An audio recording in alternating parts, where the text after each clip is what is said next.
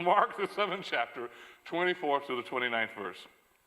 Jesus left that place and went to the vicinity of Tyre, and had entered a house and did not want anyone to know it.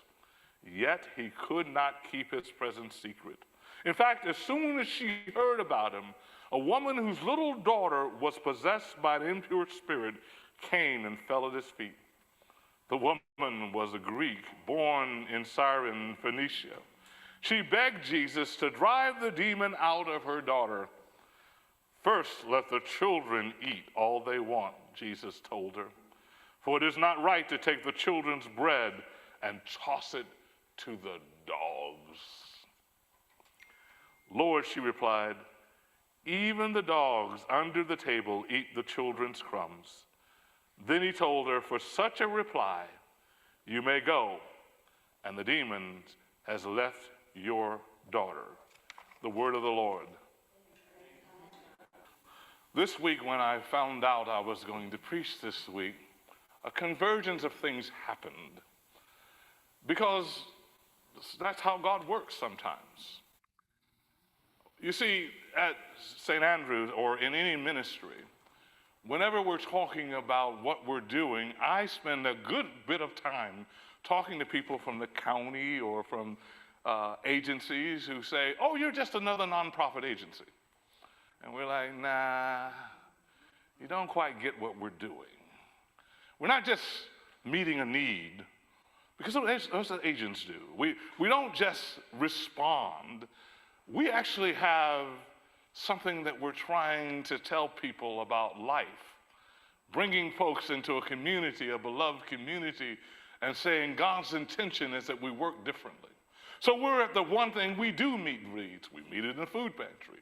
We do talk about things that need to be done, but ultimately speaking, what we're about is the presentation of the gospel, the good news. The things don't have to be the way they are, and there is a way they should be in God's mind. Given that reality, this week I was sitting with a committee of folks who were working on our next Come to the Table, and there are posters out there. And the next Come to the Table, there was a woman that sat there of a certain age. She was telling me back in 1965, she was the only woman that was in the University of Michigan in the honors mathematics course. Honors mathematics. No other, and the University of Michigan is large. It's larger now, but it was large then. The only one in the entire university, and she was crushing it. Until the dean comes to her and says to her, I need for you to drop out because you're making the men uncomfortable. What a shame. And she did. Not only did she do it, she did it without protest. Because she said, I just don't want to make them uncomfortable. The reason I tell you that story is because sometimes I want you to understand that we forget sometimes the world and the traditions that we. Now imagine back in when you're telling the story of Jesus and you're trying to tell people the good news of the gospel. Imagine then Mark, which is where this text comes from, the Q source, that is saying to them, this is important, because you can tell thousands of stories about Jesus, but you decide this one's important. This was important because it is trying to say something to people who want to hear something. I will tell you right now that in that day, there are people who are faithful, and the people who are faithful are caught in a tradition of patriarchy. Big word for simply saying what you just heard in that story. Women are okay until they're in the way, and they're in the way if they're doing anything that I don't want them to do. That's what it means. Or you have people who have no faith whatsoever, and they're at least free from that kind of thought process, they hope.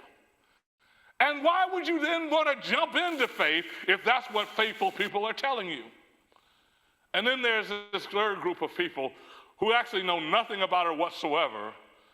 And Mark is trying to say, how do we tell the story of the gospel? In the middle of all that, he decides the story they need to hear is of this Syrophoenician woman. Before we look at the story of Jesus and the story of the church, I want you to understand what the Germans call the Sitz and Leben. I want you to understand the milieu at the moment is that if you walk into the story, what you got is this woman who's not even a part of the tribe of Israel, who's not even in her home nation, this woman hears about Jesus and she decides, I've got to go see him. He doesn't come out this ain't a revival, this ain't a crusade, this is not even this is not a concert. He's coming to somebody's house, but because he's Jesus, everybody finds out he's in town. And Jesus was primarily in Mark, and primarily at the moment there, a healer. Or how do I make this plain? That in other words, they didn't understand the theology. When I want to witness about Jesus, and I love that song you just said, I trust in God, not because I understood all the theological reason, not because I understood resurrection, but because somehow I had a need. What a cruel thing to talk about faith and hope and then say it's not for you. What a cruel thing to talk about a God who loves you and a God who loves the world and a God who cares about the world except you. What a cruel thing to have this Jesus, this healer in town, and say because of the gender of your body or because of the person you love or because of the skin color you have, whatever reason, this great God is not for you. And what a weird and mean thing for these to be people who are supposed to be close to God saying it. Nevertheless, we know she gets boldness, not because she's bold, but because she's got a need. And she goes over to these men, and let's face it, they're all men, except for the women, obviously, that was probably serving them. And those women have no standing whatsoever. They're not even mentioned in that text. We know they're there. Can you imagine they see this little woman coming up to the house and they're thinking, oh, I wonder if she's the person that cleans the house. I wonder if she's coming there to give them more food. I wonder why she's coming there. Even as she's approaching them, she's getting, y'all, I don't know, y'all probably don't know this, but folk can tell you they don't want you without saying words. You know what I'm saying? You can see it in their face, like, oh, here she come again. I can't, what they doing up here? Don't they know where their place is? Go to the back door. You know, that kind of stuff. If you don't know it, you don't know it, but if you know it, you know it. You know what I'm saying? And so she's coming up to that place, and she gets herself in. And the men act just like she thought they would. This is what I love about the Bible. The Bible is not telling you some sanitized story. These here people act like the fools they were. They act like they weren't fools. I'm sorry. They were jerks. I'm sorry. They act like the jerks they were. But that's okay. There's a moment, we are living through that moment right now, where jerk is the bottom line. Jerk is the normal thing. Jerk is the way in which people work. That's just because you're normal doesn't mean you're all right. It might mean you're really wrong.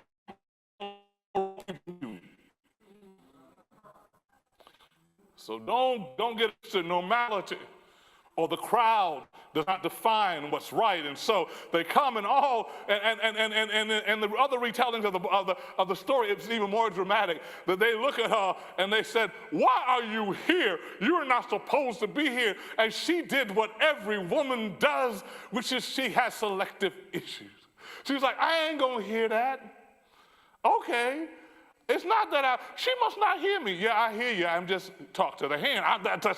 That's not important right now. I got something bigger. So go ahead, say whatever you got to say. Talk to me however you are. But I'm going to get to what I need. I'm telling you right now, there are people who come to churches all over the country. There are people that come to this church. There are people to every kind of church that comes there. Now they're not convinced that this is all that great. They may not even convinced that love is powerful. They may not even be able to convince that God is real, but there is a need that comes. Let me be very clear. Nobody's judging you whatever you got here for. Thank God you're here. And unlike those jerks, we say, glad to have you. I'm glad you got here. I'm glad because this is where you need to be, and we actually believe what we're saying. See, the problem is those guys did not have the resurrection yet. Those guys did not understand Jesus yet. So see, it goes past them. And this brash woman said, okay, I'm putting it in my own words. Okay, I'm going to tell you right now. Because, after all, it's not like they had a recorder. She could have said this. But we know what she said. She got up there and she said, hey, I'm here. And I need you to do what you do.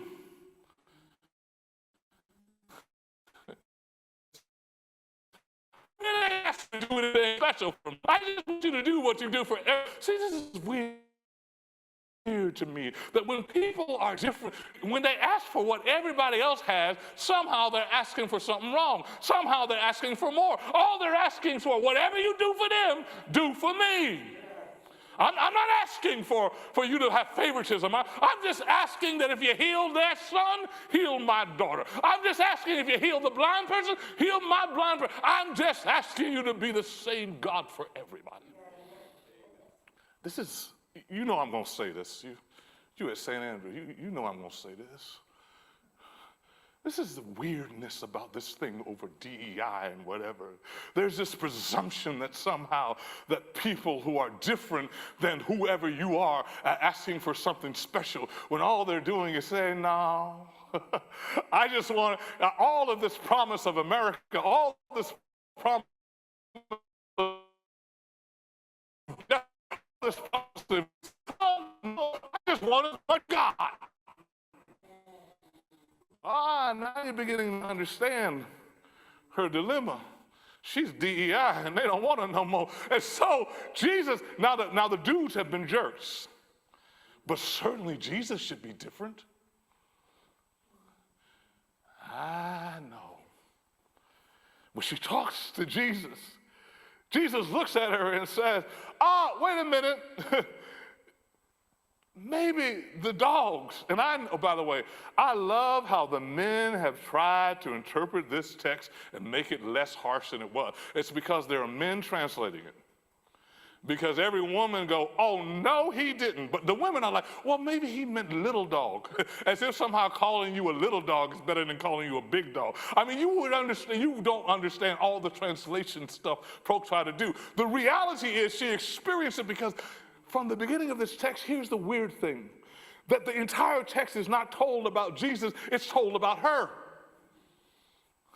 The perspective of the text is not the perspective of what Jesus is, but the perspectives of her. Oh, you're not getting it. How do I make this sense? Because the reality of what, when we start doing the word of the Lord, it's not because we're trying to make ourselves comfortable. It's not because we're responding to what we want. It's responding to what somebody else needs.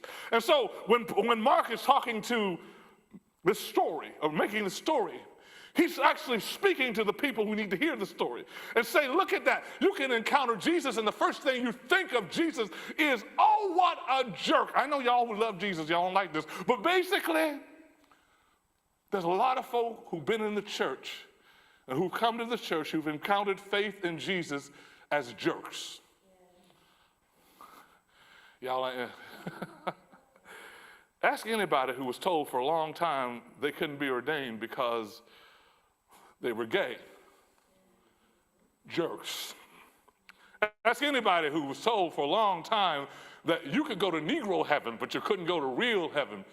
Jerks.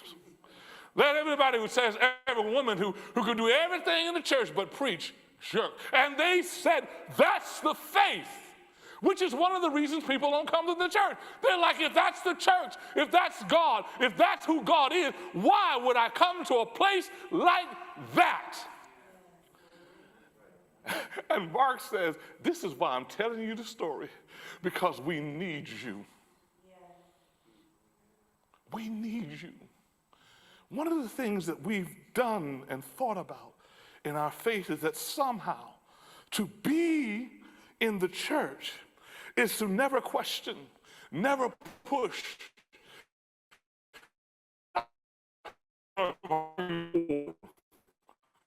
that place, because they are the divine. Okay, they would never say it that way, but that's really what happens. And what this text says is that if you come to God and you present yourself and you work through where you're at, Jesus will respond to you. This is why I love your song. He saw me. I didn't just come and got something, but you're valued wherever you are.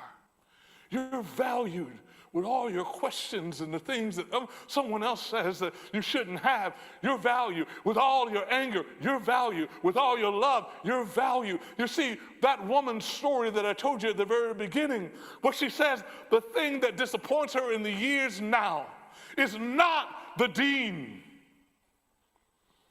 who told her to leave. It's not the men who told her she was uncomfortable. She says, what I cannot get past is what was in my head, that I thought I didn't deserve to be there. What was in my head that I didn't even fight it because I thought that's the way it should be. What is it? She says. And by the way, I don't want to leave you hanging. She's a smart woman. She got a career in another place. It still haunts her.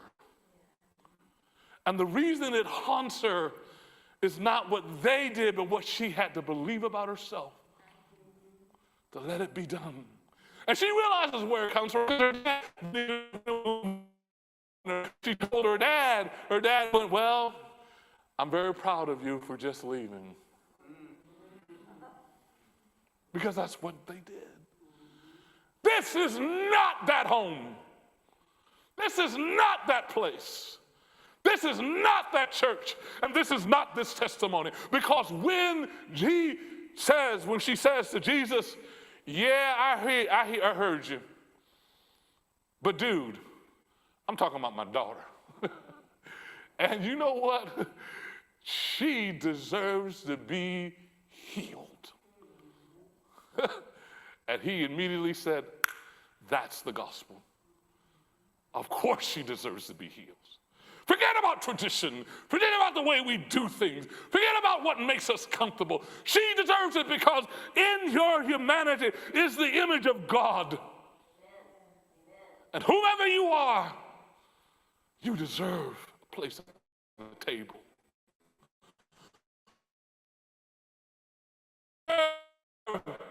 To be in the middle, whomever you are, you deserve the God that hears you and loves you. And so, yes, I'm not going to tell you it's easy. We're not, yes, we're serving food. And yes, we're having, meetings. And yes, we're talking about faith and reconciliation. But what we really are talking about is the good news of the gospel.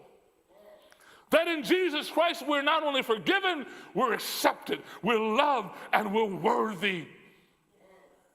And I say that because that's what the gospel says. And let any church, let any confession, let anybody who tells you you're not, let them know that's not the gospel.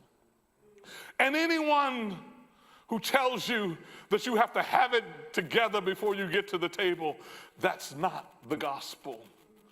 But the gospel is a afraid, fearful woman whose needs brings her into a place that's hostile, perhaps, and that comes to a Jesus that has disappointed her, and then finds out that God is bigger than she thought, and teaches the community who God is. Remember, I told you this story is not written from Jesus' perspective. But as they say, excuse me, I'm going to go country here, every one of them who heard that exchange between Jesus and them changed their understanding of God. The reason you might be here is because we need you to change our understanding of God. Certainly it happened when women started preaching. Certainly it's happened when LGBTQ started preaching. Certainly it's happening when folk of color started going to the church. Certainly it's happening because it is that God wanted us, needs us to learn, and God uses ordinary people coming into broken places, changing everything. So if you're feeling like you don't fit in, guess what? You probably are going to be a change maker. Hang on in there. Come on up in here. We need you to hear what God is doing. We confess we don't have it together. You're like, but I ain't been religious all my life. I ain't asked for religious folk. They're the most boring people in the world. I'm telling you right now. But faithful, needed people will change the world, will change the church. And guess what? Those 12 guys, so then when, after he's asked his trying, and you've been there, haven't you? When they give you that 3 minutes at a funeral and somebody like me are looking at you going, do one more minute, I'm going to pull you down. You know what I'm saying? Oh, no, see, some of y'all try to stay up 5 minutes, but I'm telling you right now, and you're trying to figure out, but I can't say it all in 3 minutes, and so you find yourself trying to say the most important things. This is the most important thing, that you are loved, that you're worthy, and the thing that brings you to us, don't be silent, but speak to it. We are not a finished project. We are not a done deal. We can be uncomfortable. We can't look back and say that's what we used to do 30 years ago. You know why? Because we may have been wrong 30 years ago, but you've shown up to say this is what we need to do now. Come now. Come now to the table of God. I don't know where you are, Syrophoenician woman or Syrophoenician man, but this is your table. You are worthy. God is at work with you. Come be free.